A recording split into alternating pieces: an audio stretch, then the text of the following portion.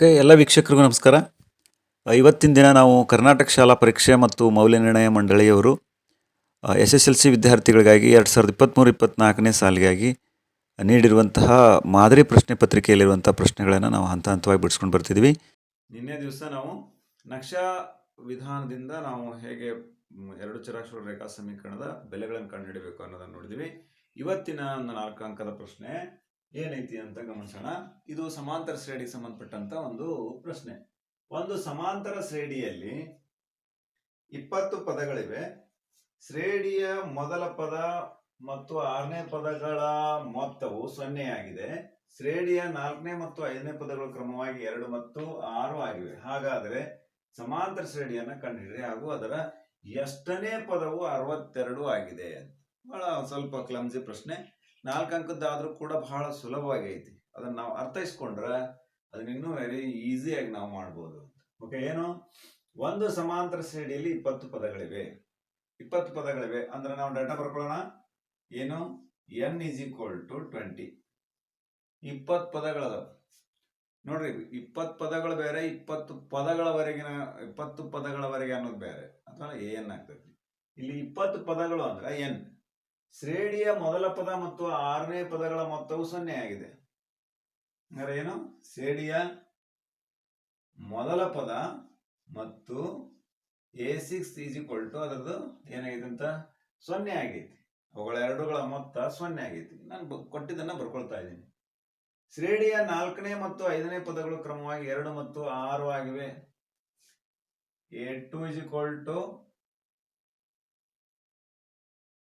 4ನೇ ಪದಗಳು. A4 2 ಆಗೈತಿ. ಓಕೆ, ನೆಕ್ಸ್ಟ್ A5 6 ಆಗಿದೆ. ಹಾಗಾದರೆ ಸಮಾಂತರ ಶ್ರೇಣಿಯನ್ನು ಕಂಡುಹಿಡಿಯಿರಿ ಹಾಗೂ ಅದರ ಎಷ್ಟನೇ ಪದವು 62 ಆಗಿದೆ. ಅಂದ್ರೆ AN = 62 ಅಂತ ನಾವು ಗಮನಿಸೋಣ. ಈಗ ಏನು ಇಲ್ಲ ಇಷ್ಟು ಕೊಟ್ಟಿದಾರ. ನಮ್ಗಿನ್ನೂ ಏನ್ ಬೇಕಾಗೈತಿ? ಒಂದು ನೀಡ್ ಅಂತಂದ್ರೆ ಏನ್ ಕೊಟ್ಟಿದಾರಲ್ಲಿ ಏನ್ ಸೂತ್ರದೊಳಗೆ ಇನ್ನೂ ಒಂದು ಗೊತ್ತಿಲ್ಲ. ನಮ್ಗೆ ಏನ್ ಗೊತ್ತೈತಿ? ಡಿ ಗೊತ್ತಿಲ್ಲ. ಹಂಗಾರೆ ಡಿ ಕಂಡುಹಿಡಿಯೋಣ. ಡಿ ಕಂಡುಹಿಡಿಯಕ್ಕೆ ಇಲ್ಲಿ 2 ಡಿಫರೆನ್ಸ್ ಅದಾವು. ಏನು? A5 - A4 ಅಂತ A5 ಅಂದ್ರೆ ಎಷ್ಟೈತಿ? 6 - 2 4 ಅಂತ. ಓಕೆ, 4 ಅನ್ನೋದು ಡಿ. ಹಂಗಾರೆ ಈಗ ನೋಡೋಣ, ಆ ರಿಲೇಷನ್ ಅನ್ನ ತಗೊಳ್ಳೋಣ. ಏನಂತ ಹೇಳ್ಯಾರ? ಮೊದಲನೇ ಪದ ಮತ್ತು 6ನೇ ಪದಗಳ ಮೊತ್ತವು 0 ಆಗಿದೆ ಅಂತ ಅನ್ನುವಂಥದ್ದು ನಾನು ತಗೊಳ್ತಿದ್ದೀನಿ.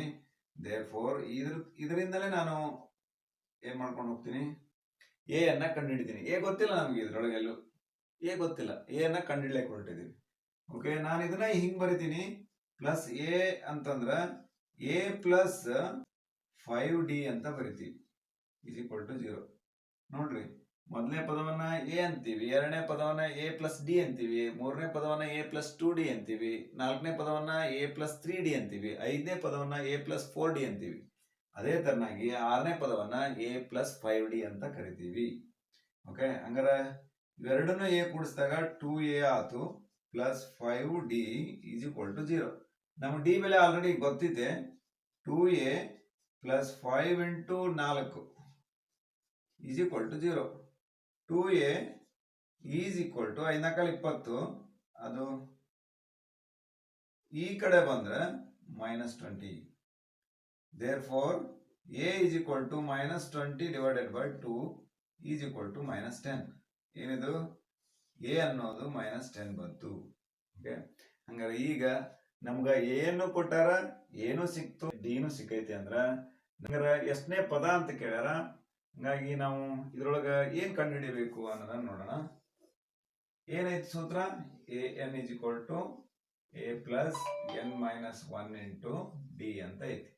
ಎ ಅಂತ ಗೊತ್ತೈತಿ ನಮ್ಗೆ ಈಗ ಆಲ್ರೆಡಿ. -10 ಪ್ಲಸ್ n ಗೊತ್ತಿಲ್ಲ. 1 × D ಅಂತಂದ್ರ 4 ಗೊತ್ತಿದೆ. AN ಅಂದ್ರ 62 ಅಂತ ಐತಿ. ಓಕೆ, ಹಂಗಾರ 62 = -10. ನೋಡ್ರಲ್ಲೇ, ಇದರಿಂದ ಗುಣಿಸ್ರಿ. Plus 4 × n 4n plus into minus minus into 4 ಅಂತ 62. ಇದು ಈ ಕಡೆ ಬಂದ್ರೆ +10, ಇದು ಈ ಕಡೆ ಬಂದ್ರೆ plus 4 is equal to 4n. ನಾನೇನು ಮಾಡಿದ್ದೀನಿ, ಸರಳ ಸಮೀಕರಣ ಬಿಡಿಸ್ಕೊಂಡು ಬಂದೀನಿ. 62 10 72 72 4 76. 76 is equal to 4n. Therefore, n is equal to 76/4. ನೋಡ್ರಿ 76/4 ಎಷ್ಟು ಬಂತು ನೋಡ್ರಿ, 4 ಒಂದ್ಲೆ 4 36, 4 ಒಂಬತ್ಲೆ 36. Therefore 90. ಹಂಗಾರ ಏನೈತಿ, 62ನೇ ಪದವು 19ನೇ ಪದ ಆಗೈತಿ. 62ನೇ ಪದವು 19ನೇ ಪದ ಆಗೈತಿ ಅಂತ ಇದರಿಂದ ಅರ್ಥ ಆಗ್ತದೆ. ಹಂಗಾರೆ ಮುಂದೇನು ಮಾಡಂತ ಹೇಳ್ಯಾರ ಅವರು, ಸಮಾಂತರ ಶ್ರೇಣಿಯನ್ನ ಕಂಡುಹಿಡ್ರಿ ಅಂತ ಹೇಳ್ಯಾರ. ಸಮಾಂತರ ಶ್ರೇಣಿ ಏನೈತಿ, ಸಮಾಂತರ ಶ್ರೇಣಿ ಅಂದ್ರ ಮೊದಲನೇ ಪದ ಏನೈತಿ ಹೇಳ್ರಿ, ಮೊದಲನೇ ಪದ -10. ಓಕೆ, -10 ಡಿಫ್ರೆನ್ಸ್ ಎಷ್ಟೈತಿ ಹೇಳ್ರಿ, 4 ಐತಿ. 4ಅನ್ನ ಮೈನಸ್ ಮಾಡ್ಕೊಂಡ್ ಬಂದ್ರ -6. ಓಕೆ, -2 +2 ಹಿಂಗ 6 ಹಿಂಗೆಲ್ಲ ಬರ್ತೈತಿ. 6 ಇದು 10 ಸೋನ್ ಹಿಂಗ ಬರುತ್ತೆ ನೋಡ್ರಿ. ಈಗ ಅದನ್ನ ನಾವು ತಾಳೆ ನೋಡೋಣ. ಎಷ್ಟನೇ ಪದ ಅಂತ ಹೇಳ್ರಿ, ಮೊದಲ ಪದ ಮತ್ತು 6ನೇ ಪದ. ಮೊದಲ ಪದ ಮತ್ತು 2 3 4 5 6ನೇ ಪದ, ಅವು ಎರಡುಗಳ ಮೊತ್ತ 0 ಆಗೈತೆ. ಅಂದ್ರೆ -10 + 10 ಈಸ್ ಈಕ್ವಲ್ ಟು 0. ಹಂಗಾರೆ ನಾವು ಕಂಡುಹಿಡಿದಿರುವಂತಹ ಈ ಸಮಾಂತರ ಶ್ರೇಣಿ ಸರಿಯಾಗಿದೆ. 19ನೇ ಪದ 62 ಆಗಿದೆ ಅಂತ ಬರಿಬೇಕು. ದೇರ್ಫೋರ್ 62ನೇ ಎಷ್ಟನೇ ಪದ ಆಗಿದೆ ಅಂತ ಹೇಳ್ರಿ, 19ನೇ ಪದವು 62 ಆಗಿದೆ ಬರಿಬೇಕಲ್ಲಿ. ದೇರ್ಫೋರ್ 19ನೇ ಪದವು 62 ಆಗಿದೆ. ಇಷ್ಟು ಬರೆದ್ರೆ 4 ಅಂಕಕ್ಕೆ 4 ಅಂಕ ಫುಲ್ ಆಗಿ ಸಿಗ್ತವು ಅಂತ ಹೇಳ್ತಾ ಸ್ನೇಹಿತರೆ, ನಾವು ಹೆಚ್ಚಾಗಿ ಏನು ಪ್ರಾಬ್ಲಮ್ ಕಡೆ ಕಾನ್ಸಂಟ್ರೇಟ್ ಮಾಡಬೇಕು. ಪ್ರಾಬ್ಲಮ್ ಏನೈತಿ ಅಂತ ಅರ್ಥೈಸ್ಕೊಂಡು ಅದಕ್ಕೆ ಸಂಬಂಧಪಟ್ಟಂತ ಸೂತ್ರವನ್ನ, ಎಷ್ಟನೇ ಪದ ಎಷ್ಟು ಪದ ಅಂದ್ರೆ an, ಅಂದ್ರೆ ಇಷ್ಟು ಪದಗಳವರೆಗಿನ ಮೊತ್ತ ಅಂದ್ರೆ SN. ಹಿಂಗ ಬಹಳ ನಾವು ಕ್ಲೀನಾಗಿ ಸಮಸ್ಯೆನ ಅರ್ಥ ಮಾಡ್ಕೊಂಡ್ವಿ ಅಂದ್ರೆ ನಾವು ಹಂತ ಹಂತವಾಗಿ ಬಹಳ ಸರಳಾಗಿ ನಾವು ಏನ್ ಮಾಡ್ಬೋದು, ಈಸಿ ಸ್ಟೆಪ್ ಥ್ರೂ ನಾವು ಬಿಡಿಸ್ಬಹುದು ಅಂತ ಹೇಳ್ತಾ ಸ್ನೇಹಿತರೆ, ಮುಂದಿನ ಒಂದು ಸಮಸ್ಯೆಗಳನ್ನ ಮುಂದಿನ ಒಂದು ವಿಡಿಯೋದಲ್ಲಿ ನಾವು ಭೇಟಿಯಾಗೋಣ ಅಂತ ಹೇಳ್ತಾ ಎಲ್ಲರೂ ಕೂಡ ಧನ್ಯವಾದಗಳು. ನಮಸ್ಕಾರ.